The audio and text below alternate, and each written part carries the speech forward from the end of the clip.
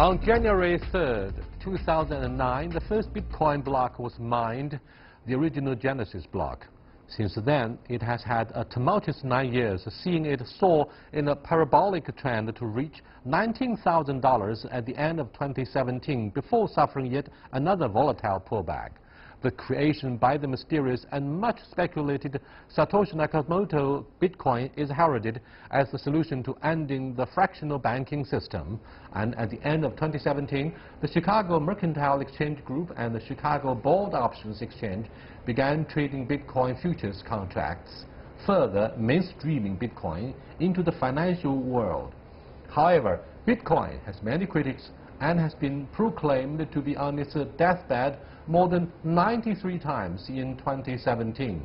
Is Bitcoin truly revolutionary, or are people conflicting the blockchain technology and this now infamous electronic token?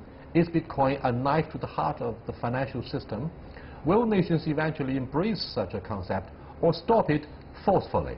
To discuss these issues and more, I'm happy to be joined in the studio by Zhang Jianping, Director General at the Center for Regional Cooperation at the Chinese Academy of International Trade and Cooperation, and Andy Mark, founder of Red Pagoda Resources.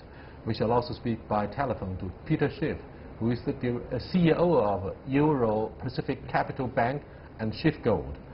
That's our topic. This is a dialogue. I'm Yang Rui. But before we get started, let's take a look at this. The regulation of Bitcoins in China tightened gradually throughout 2017. At the beginning, the Bitcoin prices turned very volatile, and the central bank sent inspection teams to major trading platforms to check for potential risks. Later, the platforms themselves began introducing commission fees in an attempt to ease speculative pressure and dampen fluctuations. Around mid-year, however, some companies began introducing initial coin offerings as a means of fundraising. Offering companies issued their own digital coins known as tokens to investors around the world in exchange for investment funds.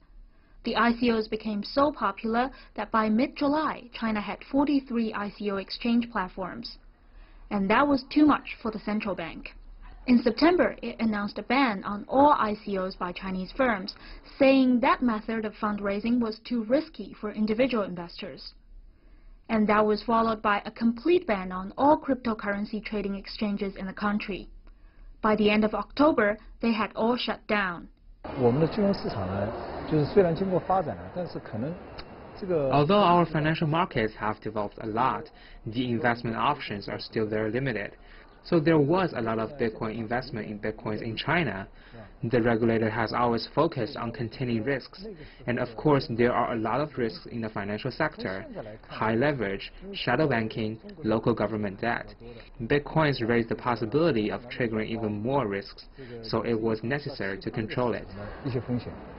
While domestic digital currency investment was banned, however, Bitcoins are still trading internationally and are now even more popular among investors here. Prices rocketed to nearly $20,000 per coin in December, 3 months after the China ban. There is a lot of over-the-counter trading as well, where offline buyers and sellers negotiate among themselves. In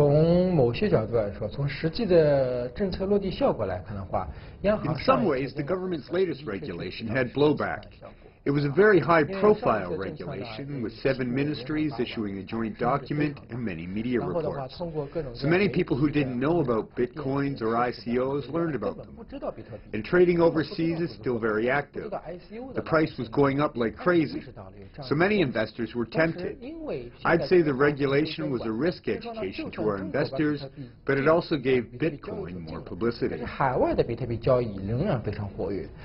Cao warns that as long as other countries still allow Bitcoin trade, the risks to Chinese investors will always be there. However, many expect that more countries will begin to implement a global supervision of Bitcoin trade in 2018, and that more countries will issue regulations to protect investors from risks.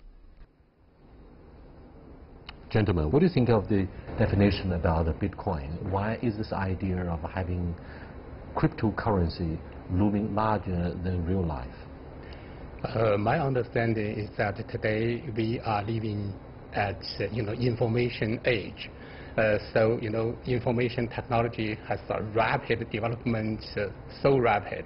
And then, on website, we have to make some of deal, and we have to change something. Also, even if for those young people, they play games, and also they need to use digital, currency. And gradually, Bitcoin has rapid development. But I think this is a new phenomenon in, global society. Also, there is the lack of relative rules and regulations. And then my understanding is that Bitcoin is a double-sided sword, both challenges and opportunities facing with by us. Also, I think that for every country, their financial regulators and monitors, they are deeply worrying about the dangers from Bitcoin.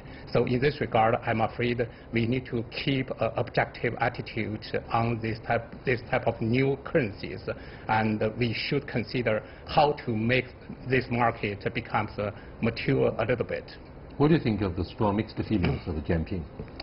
Well, I'm more negative about Bitcoin, and here's why. So I think one way we can think about Bitcoin is that it's a Frankenstein-ish amalgamation of subpar parts. So it really has three pieces. So the first, it's a payment system. So it's like Apple Pay, it's like Alipay or WeChat Pay in China, or like SWIFT, the interbank settlement system. It's also money, so it's like the RMB, it's like the US dollar, it's like the euro. And then finally, it's a commodity, so like orange juice, like pork bellies, like gold. So, but each of these parts is substandard. So as a payment system, it's inconvenient to use, it's clumsy, it's risk prone. So it's clearly not better than anything currently available. As money, so in our modern world, we don't carry around gold, we don't carry around jewels as money. We use paper primarily. And that paper is just an IOU issued by a government. So in the United States, the dollar is backed by the full faith and credit of the United States government. What's clever about Bitcoin is that it's owned by essentially no one. So it's an IOU backed by nobody. So I think that makes it subpar as money. Then as a commodity, it has no real intrinsic value. So you look at orange juice, you look at pork bellies, you look at steel. They all have some practical use in the real world. And even if we look at things like financial futures, interest rate swaps, derivatives, things like that, they play an important practical role in the world as well. So Bitcoin really is a grouping of these three things that does none of them well. So to me, I see it really as the three-card Monte of the fintech world, meaning that it's an ingenious con game. That crystal clear. Thank you, Andy. There is a strong debate between people who are believers of Bitcoin suffering from a greater fool theory, where the price of an object is determined by expectations of market participants, against Metcalfe's law that argues the value of a technology is proportional to the number of users. What do you think? Yeah. At this stage, I think this is a new market, and given that so lot of holders and users on the website in digital world, and then these currencies becomes more and more valuable, and then a lot of people, buyer and sellers, as well as those holders, maybe someone thinks that, oh, I will get more and more values, and then I prefer to keep this type of coins. And meanwhile, more and more people want to have these coins, and then make the price, climbing up. But I think that, just before you mentioned, future market established on, Chicago, and then for those sellers and buyers, sometimes they think that, oh, the price is too high, I need to sell it. And then, this type of new mechanism will make this market becomes more mature and more rational. But I think it will take time, because at this time point, you can see even if the price already, slow down a lot, but still very expensive. So how to make this, market have its rational rules and regulations, that should be considered by all of those countries.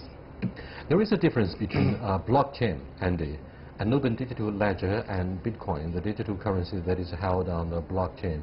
Are people still conflicting the value of a blockchain ledger technology with the tokens or cryptocurrencies like Bitcoin? Well, I think at one level they might be, but it doesn't really matter because, so just to be clear, blockchain is a new type of technology. Cryptocurrencies like Bitcoin, like Ethereum, are just applications of the blockchain technology. So I'm not entirely sure that that distinction matters that much. But I'd like to go back to this idea of Metcalfe's law. I think that this might be a misapplication of this concept, because why we care about network effects is things like telephones. If Yang-Wei, you're the only person in the world that has a telephone, that telephone's not very valuable. If only 50 people in the world have a telephone, it has a little bit more value. But when everybody has a telephone, so when you pick up that phone and you can call anyone in the world, that's very valuable. So I think here, with Bitcoin, it's really more of a market issue. So, are you creating a platform where people can buy and sell? That's probably more important. And clearly, we've seen the enormous global interest in Bitcoin, and it's easy to see why. I mean, if you can make 20 extra money in several months, the attraction for that is undeniable. So, the size of the Bitcoin market is not taking shape. Let me cross over to Peter Schiff by phone. He is the CEO of Euro-Pacific Capital Bank and Schiff Gold. Question number one, Peter. The move to Bitcoin is speculative, but also represents a fundamental aversion to a global governmental monetary system seen as flawed by more and more people. Peter, you've said the US dollar is going to crash. That's pretty sensational, and is overdue a reform, such as a return to the classical gold standard. What indications make you think this is going to occur, and can you outline how this would happen, Peter? Well, first of all, when it comes to Bitcoin or other cryptocurrencies, I think the initial, the people who bought Bitcoins initially, I think there were a lot of people who were rightly concerned about the U.S. dollar and maybe other currencies and central banks and all the excess money printing and quantitative easing and 0 or negative percent interest rates. So I think there was initial appeal there, and I shared a lot of concerns with the Bitcoin community with respect to that. But I always believed that Bitcoin would not fundamentally work as an alternative because it has no intrinsic value of its own. It's more like a fiat version of a digital currency. If you have a digital currency that's actually backed by something like gold, then I think it could be a viable alternative to the dollar, the euro, the yen. But I think the people who are really buying Bitcoin now are simply speculating. I mean, most of the new buyers have no concern whatsoever about the future of the dollar. They just want to accumulate more dollars, and they think that by buying Bitcoin, they can do that because they're convinced that the price is going to keep going up. But I think that the cryptocurrencies will probably collapse before the rest of the fiat currencies collapse and before the dollar collapses. But I'm certain that a dollar crisis is coming, and that cryptocurrencies like Bitcoin will not prove to be the safe haven that gold is in that environment. And the reason that I know that the dollar is going to collapse is because fundamentally it has no intrinsic value either, but what gave the dollar value was the confidence in the U.S. economy, was our ability to export, was our the strength and the tradition of the U.S. market. The dollar was initially backed by gold. It was redeemable in gold. We reneged on that promise, but the world continued to use the dollar in part because OPEC began pricing oil in dollars. But I think the United States has abused the privilege that it had. We've created way too many dollars. We've relied on our ability to print dollars to buy things that other people produce. China, for example, has sold Americans a tremendous amount of manufactured goods that Americans haven't paid for. We don't really trade with China. China gives us real things, real goods that require real resources to produce, and all we give China is a piece of paper. And so it's a lousy deal for the Chinese it's a gravy train for the Americans, but I think that gravy train is going to come to a halt. I think the Chinese are going to wise up. You know, there's an old American saying, you can fool some of the people all the time and all the people some of the time, but you can't fool all the people all the time.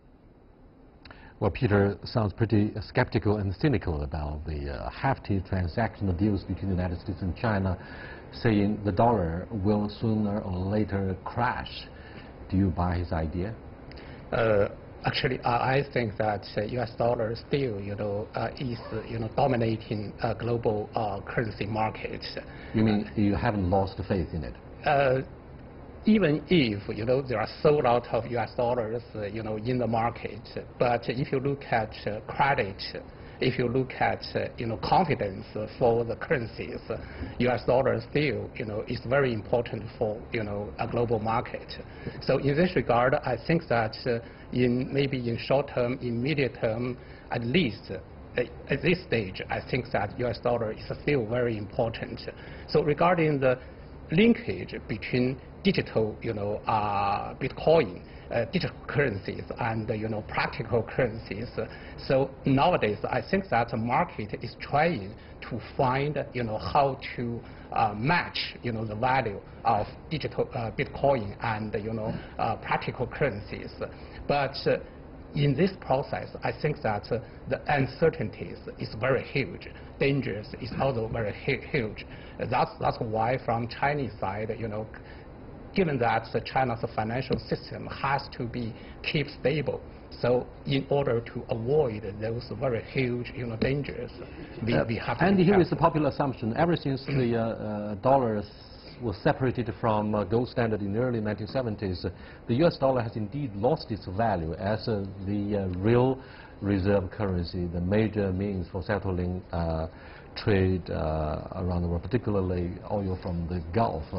Having said this, do you think Bitcoin is ready to be used as a convincing alternative to dollar?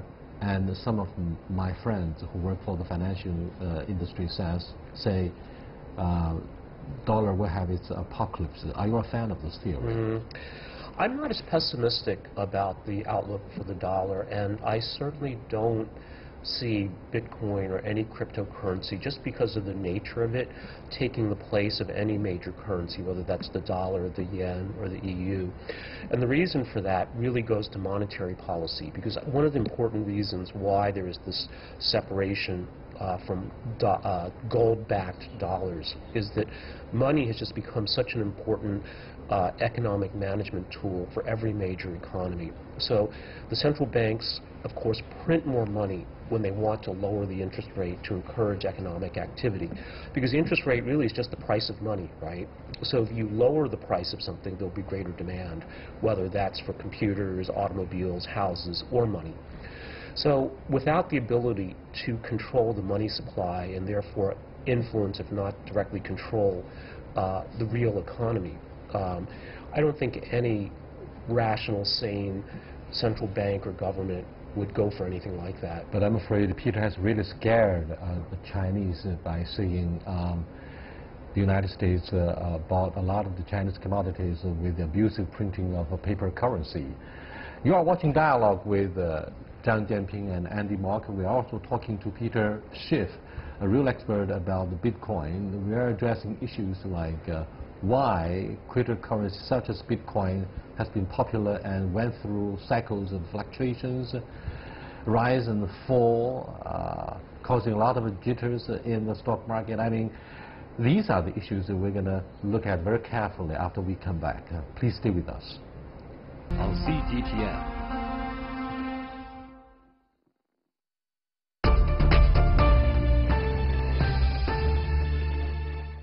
Welcome back, gentlemen. Peter, Bitcoin critics are saying Bitcoin has an illusory value because a newer and more improved cryptocurrency can take its place, and this prevents it from labeling itself as digital gold or even being comparable. Gold enthusiasts say, Peter, that gold has been money for 5,000 years. It does have a history of credibility. They indicate its historical credibility as to why it's a better choice for money.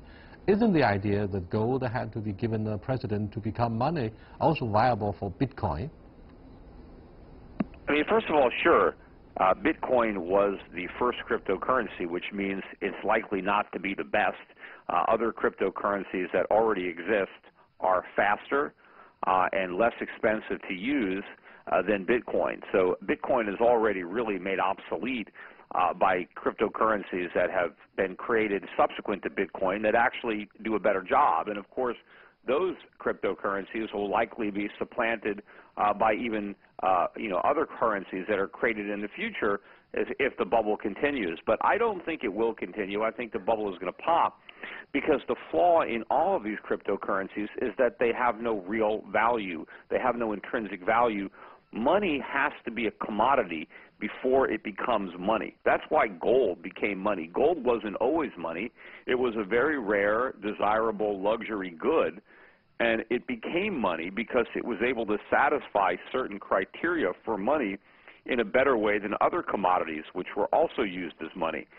But Bitcoin was never used as a commodity. It was never used for anything prior to its creation. And all of the value ascribed to Bitcoin is simply a function of somebody willing to buy it. There is no actual practical use for Bitcoin or any of these cryptocurrencies for that matter. You can't actually do anything with it. But as soon as that confidence goes, the whole market collapses. Now, the same can be said about the dollar or the euro or the yen because they have no real intrinsic value either. But what they do have is the status of legal tender. They do have a long tradition of use. You do have contracts, wages, insurance premiums, bonds denominated in these currencies. You do have governments that back the currencies that demand tax be paid in those currencies. So if you don't have the currency to pay the tax, they can put you in jail. So there are a lot of things that kind of result in some value to the dollar or the yen or the euro, but cryptocurrencies don't have any of that. It's just purely a confidence game, and I think the confidence is going to go. That doesn't mean I think that we're not going to have a similar crisis of confidence in these other cryptocurrencies. We will, and everybody is going to be running back to gold. So I think when the crypto bubble pops and then the bubble in the dollar and other fiat currencies pop, everybody is going to revert back to money that actually works, real money that has stood or withstood the test of time, money that can't be created out of thin air and that has real value, and that's gold. Thank you, Peter. Warren Buffett, one of the superest guys and a brilliant master of hedge funds, doesn't speak highly of Bitcoin, saying there's no credibility behind the use of this cryptocurrency.